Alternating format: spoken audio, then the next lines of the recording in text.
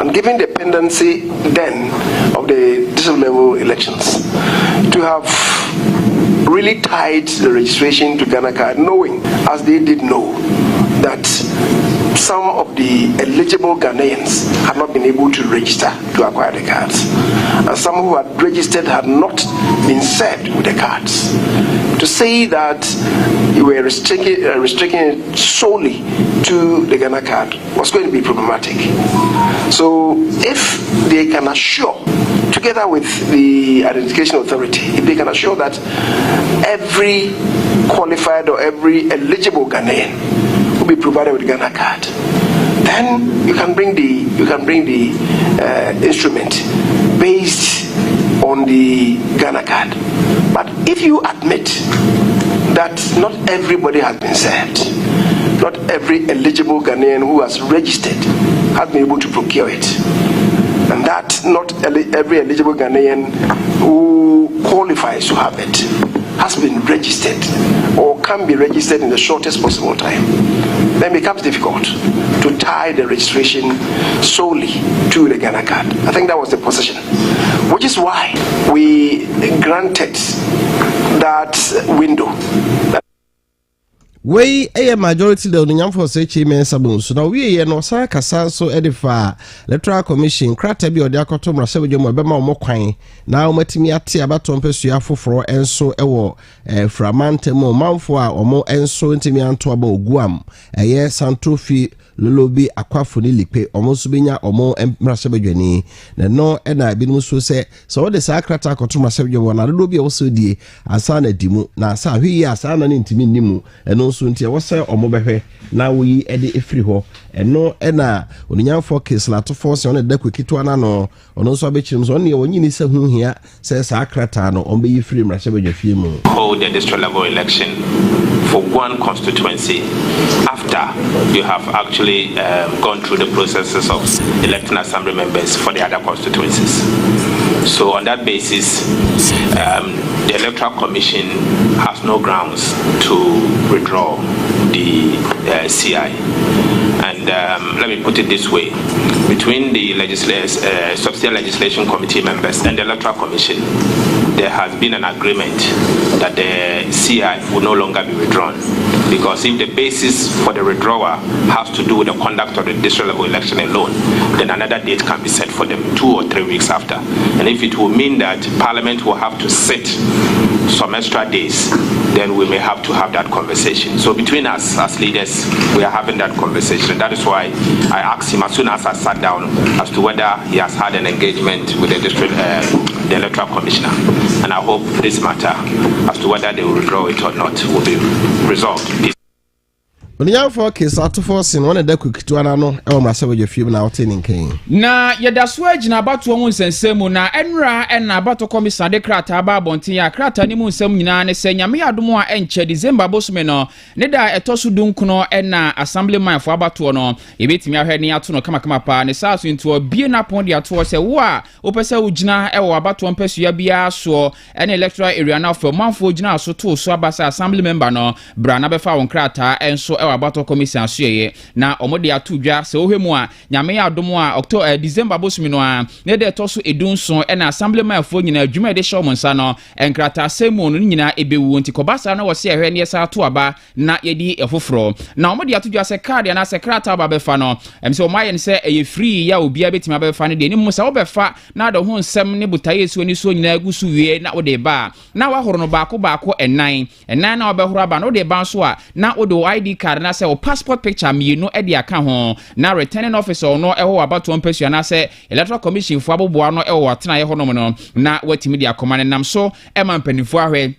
na wonu matimi agina so na oman sakra bia enso mu no modi atudwa se nyame adom a bibia toto na kwamu a eda no so pe ombwa ko gina so na December bo so beto so dunkro no wonum atimi ato aba na assembly member form ne begina na mu e wo mia hodo bia no yetimi enso ehunu wonum enso e wo home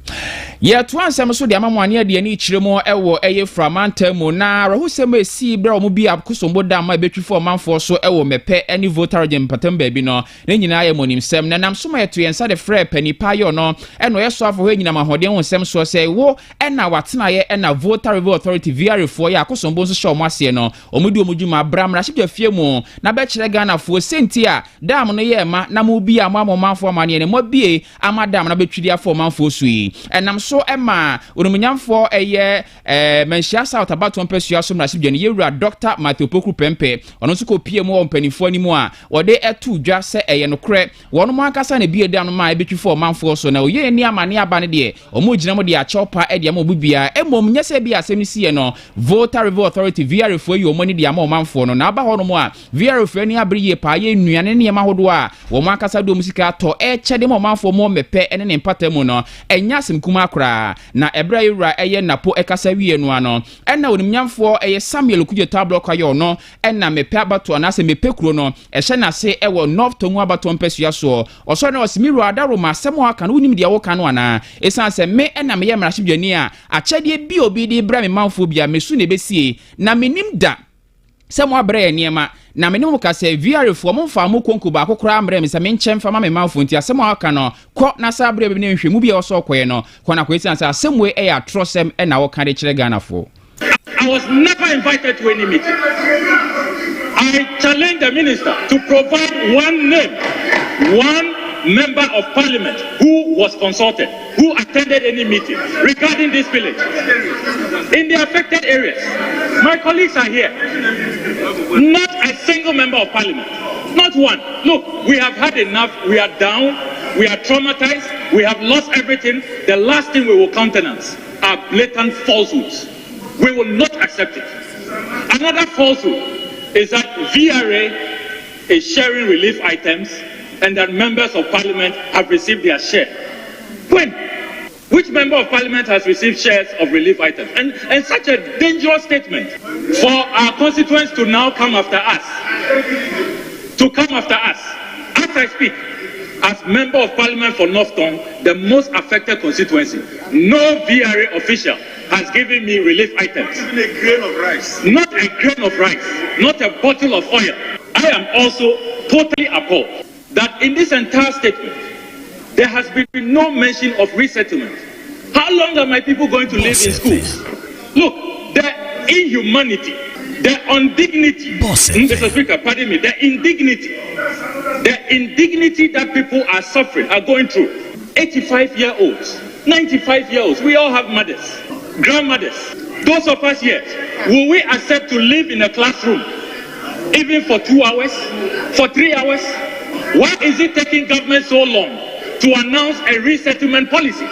for those affected whose houses have been destroyed to be resettled? There has been no mention of compensation. Mr. Speaker, imagine losing everything you have. Your farm, your shop, your livestock, everything you have worked for.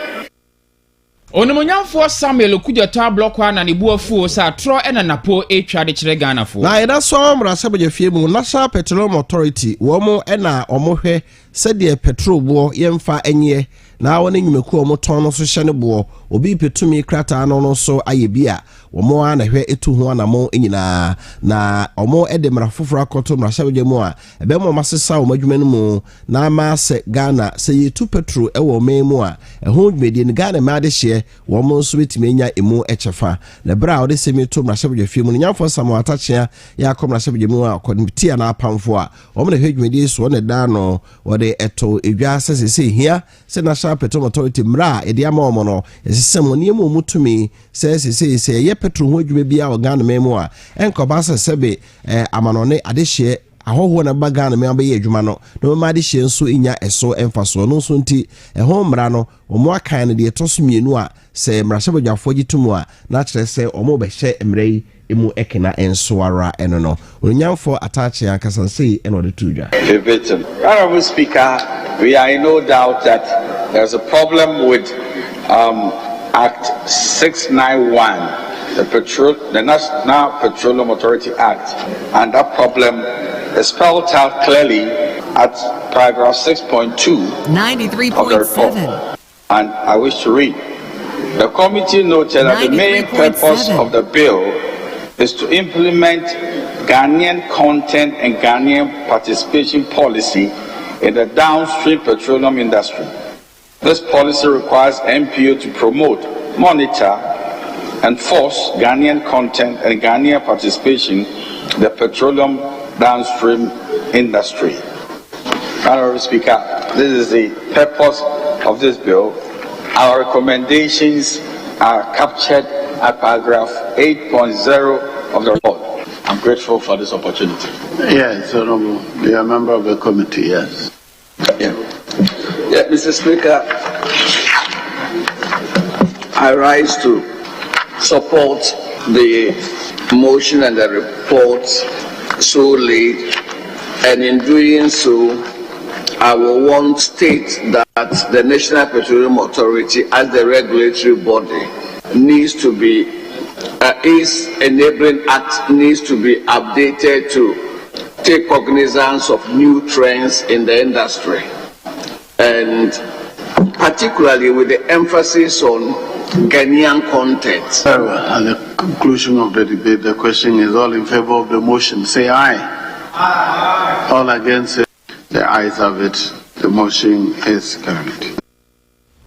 We are the sea subject film for National Petroleum Authority or Mombra for our day banner. Dr. Amache Boatin echere amanyosom nimdie ewo Kwame Nkrumah apomo na ode atu dwa se mampani abede kire bomia ne ho ene wanwa yie pa se mampani abede kire begina baabi na wakasa ono ankasa se mampani abede kire bomia no one ni suare hunu fufuro kra de magana se Ghana fo to abama NPP amyuko no a afempi mienu ne aduane ode begu akwa so na Ghana timi afa ne ntampa ede efira na no eni ru Amache Boatin de atu dwa se enwanwa yie pa se ni suare hunu aso wi onfa mo na nadu mprempre na Ghana no emfa ne ntampa emfra mprempre na odi hye utirim na ode ko na ede ahye okokwa mu a na watwen ama emfie nwotwe a woni mampene kufo ade bedie akwa na wieye eti se nyansa ne suahunu no ade na wa mampene kufo ado amane na nka mo afa nwu akwa so na odi ahye ho akọ na watwen ama emfie nwotwe na akwa na wieye a wonko na so babe na Ghana nya ba akofo de a na nya ba akofo nso na chenchen achọ ma mebu Ghana ema Ghana nye yinti ne se mampene abede kire agina baabi na okasa ono nko na ni suade hunu a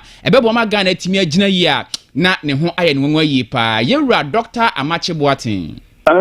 Generally speaking, not two human beings are the same. And the science fraternity, no, and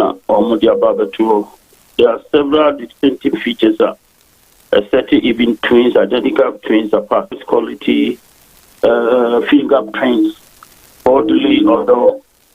and there might be facial recognition, certain as apart, and maybe our thinking pattern. And it's ordinarily, you want to go with that particular statement. Me how I want home and say, on ye, you say ye, you are by moi, dear Wubiano, what the bois,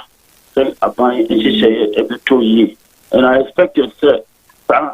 you no Pahaka home, and a man not done go Fado, a man of the crown home. Now, me need say something I say, Diana, another back I say, look, forget about it. We do winning elections, but I will not let you work. I don't think so. The new vision, I'm just keeping my fingers crossed, but I'll choose with it. Yewura Dr. Amache Boatin na yetini nkan. Kase boy wutie e obo ensa kana pe. Ye shase free Israel mano emo na Israel for ko amasore wo Gaza for so na de wudu ani chimo Gaza mpapre so a nipa mpempe no me Palestinian for de hye onu mu dwane de fi oman no enso atifi famu ben na otwemiru nie na Israel for ebo Palestinian for mo Northern Gaza ana Gaza man no epoe atifi famu se omu nyina mfiri wo mra anafo fam ebi se atifi fam ho no de wo ene Hamas for no e de babo ani ho pa ye nya asenketoa na omanfo mo te Gaza atifi fam bi so ye se ade no se wudwane kwa anafo fam a woni baby a wo kwa akohunta efi se ho so no Israel fogu so eto ni atopa ye ho a omokum nipa na we se wadwane afiri fie wachichiri nkuku ne nkaka na baby a wo kron so topa ye hye wane omotra omafie mu no omukura no a omopenesa Palestinian foku amasofo no so esisi pempim e wakwawo so baby se wo mma temamufo a wo Gaza TV fam no enkobize wo kwa wo ntoma apa na chisa fedie Israel sojafo ba won so a munya huntaye bia na enura ebepe ahomachin de enya asem ketwa kra Gaza tifin fam ho no atopa ya Israel sojafoɔ gyae ade agu no enya agro kra enam so ama nipa bɛyɛ empim aduonu 50,000 titil Gaza krupon no Gaza city ni nkura atwa ho ahyia de omu nyina adwane ama Israel sojafoɔ bie kwan sɛ wo yɛ timamuni na wo bade a obɛma akwa ma sɛ nipa ni nyina ɔmokɔ areho ya ahwɛ nipa no sɛbe sɛ omu ni aduane a wodie ebinom apripra nsuo ni hu bibia nim ya omudwane ba anafo fam a ɛno ɛnyɛ asɛmketo akora 93.7 ɛno ɛna masaku ba tan trofo panin ura Antonio Guterres 93.7 sise baabi edro no waka bia Israel fonti ɛno nti wiase amai akese a America no mo ka won ho mo ne ka bia Israel biti no sɛ o manfo mo ano antumu bia ɛnya ade ekro no ebekɔ yefi sɛ de Israel fo kyese wo mo ɛsɛe Gaza ho no sɛ ntokwa no ba wiye kra no a o behia masa plan ya obetim di akyekere Gaza bi masa plan ɛyɛ nhye bi a ebra wiase nyina akon kɛse tosomienu a ɛde second wo oguye no na Europe man no asɛe kra Tony atopa yɛ ɔmo ato aboro ho no ɛnya agro ɛno nso nti America man no ma Europe man no America dollars opepepem aduno $50 billion ɛna ɔmsa de kyekyere Europe a ansa na SSC dada mu bi mu amasa kuba ta kyerɛ sɛ de Gaza adan so do bangomora no entokwa no mra awiye no na ɔman no asɛe kra ɛnora betodwa sɛ Hamas fo no agyae Israel sojafoɔ afom Israel de hye a wafom no mum bɛyɛ nipa ahanu aduana mienu no ɔmagyae ebudu mienu ama Israel ma sofo pani Netanyahu abɛka sɛ nyɛ nokre hweyɛ atrosim bi a Hamas fo pɛ so mo ɛde ka na so to futuro ɛde gu ɔmanfo so ɛde so Israel sojafoɔ bɔ amane sɛ asase ase ntokro bɛbro ɔha ani aduasa Hamas fo abɔne no wɔno ma sɛ mu dodo no a de ɛbɛma ntokwa yi akyɛ ɛne sɛ Hamas fo no ɔmo ne Israel fo enyen no wɔmono omonte asase no ani ɛno nti atopa ya Israel fo ɛto no dodo no a no tememfo ene kum wɔmo omu a na Hamas akodo mapie na se topa ya ketewa bi eto no nsam ne kura no a na wapoma kye Israel sojafo so no ato wie ya no na wasa akɔhyɛ asase na se bio ɛno nti sɛ Israel fo si omosi fo mo no omotaye enyina ne sɛ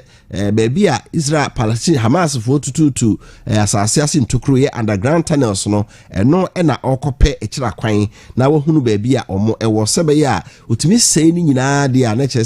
sɛ Hamas fo no wie ya no na ɔhwɛ Gaza ho sɛ map no ɛte baabi a Hamas fo tutu asase ase ntokro no ɛbɛyɛ den sɛ Israel fo betimi asɛe ni nyina ma yi nanso Israel fo sɛ ade no ɔmbɛyɛ ama ɔmo aba amane nra sɛ Hamas underground tunnel ntokro no ɔmo tututu ekopiepie mi ahodo no emu maako bɛyɛ ɔha aduasa de ɔmo hyɛ aseɛ sɛ ɔmo si fam na sojafo na wura mono no so ahwehwɛ ya sabia kremoso dan ɛde timamufuo fie mu no ɔmo hu sɛ Hamas fo tutokro no asase ase a empie baabi a bɛhunu ne mo bɛhɛ na kopie bi aso de kremoso de bi ase ebi kopia ya sabia ebi pie timamufuo fie nti ɛyɛ den sɛ obɛhunu sɛ ha no obofa wura asase no ase de ha so no mu fa pie nanso si fam no mfidie no omo ede ye adwuma no combat engineers ya omo na de mfidie eye adwuma mfidie no so otofa asase da opese ne wani ntimi hu de wa asase ase nanso omo mfidie ntimi hu asase ase emom hu baabi a saa tunnels na Hamas fo na ni nyina emu maako ha aduasa omo ase no wo se bibre so na aka akire ye omgu so omo ye hu adwuma ne mum de omo hunu wo underground tunnels so omo ase no se omo akohunu nsuo oxygen enframa ye humi se Hamas fo no kwhye ho a ye wo generators ni fidi o mo de adwuma a pompe mframa e de bre o mo asase ese galamsey fo a o mo kwa asase ase amena mu no o mo spark generator na generator bi atwe mframa nko a e de mo mo asase ase saa de yi na Hamas fo ye nti so o mo de petrol diesel koma ayasabe ye wo Gaza ho se fa hwe ayarfo no a na Hamas fo na beje na o mo de akogo om generator se be ya e betwe mframa mo asase ase na no e na Israel fo akon saa dansi a eno nti o mani abre se ade biara eba Palestinian fo te Gaza so no gise besi o mu Israel fo so no ma cha ma manfo a o mo ehia esense bekwa akodi Hamas fo no ensam na wo West Bank in Papreson so Israel so jani bi abo Palestinian ni bi to akunu ebra antokoyi ekoso ewo Gaza ho no Palestinian fo o mo so ete West Bank nso so kire se o mu nuanom e na se Israel fo di o mo mpabro nti o mo nso e ma Israel fo nya asominti o mu a na Palestinian fo ete West Bank ni bi nso ani abre na waboabo wo ho ano se wo ne Israel fo beko enra Bethlehem kropon mu no Palestinian fo bi wo ne Israel soja fo de bo ani Israel soja fo bo wo mba kutu ekono abrante de Mohammed Farid Tawaba na omo kire se nyo no nko wo ne Palestinian fo kafo bi ana o mani abre se de Israel fo ye no mo ani nye ho se West Bank wo no maje omu nkro dodo no a esisi adan e de ma Israel fo a omo asan so ato a omanfo ete Gaza e me ho so de omo ye omo no omo ni nye ho anu nti omo so ntra ho e ma de ekoso no so ento aso sara ye hwe ni parodo akun ba ye omo afiri mo ne aprafo a oyato omo anu mpempren sade ye di kan de atodwa asese sei tokwa no atra na wotwe enane da toso aduasam yensa ya Hamas fodi kan ko Israel forso na omo nso eden tokwa no eto 93.7 nkonta omobuo na omo de atodwa e kire sese ya 93.7 na Palestinian for enipa be empimdu baako na ahre won kwa ewo entokwa imu se wo sese be na fo aduasam ni be pem enra no a anadwo de suemu be nondu apa ho na se dumienu apa ho sema dunum ya ekobo anadwo donko no na Palestinian Red Cross Society na afi Israel soja for mpanifo no ombu nkonta omode batudwa na se omo kire se Palestinian fo a ewo Gaza ho no wo moye empimdu ahanum edusia enkron 10,569 ena woman nso a omo prepara empim edununsia ahanan edusunum 26,475 na oba West Bank nso a ehonso no Palestinian fo a Israel fo kumom ye wo ha edusia 9 164 ena woman nso a omo prepara no eye hanu empimienu ene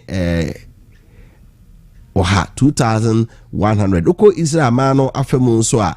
Israel fo nso enura omo abamane se oma soja fo mienu enso akoko ato ewo Gaza ho bra omo 18 Hamas fo ya sei se wo Israel soja fo omo wo ntokwa mu a omo edodo no ye aduonu enkron ewo Gaza mpapreso ho na Syria fo nso ahye so na America soja fo akototo pai de go omo soja fo so America fo tetetechire wo munyi wo manim se wo mu kumbi e de aboa Israel fo nanso wo hwe sushen kase a America fo de edu prigu so kokon ye fe no airport aircraft carrier ye odi akosi medis wono a chese wo mani abre so wokọ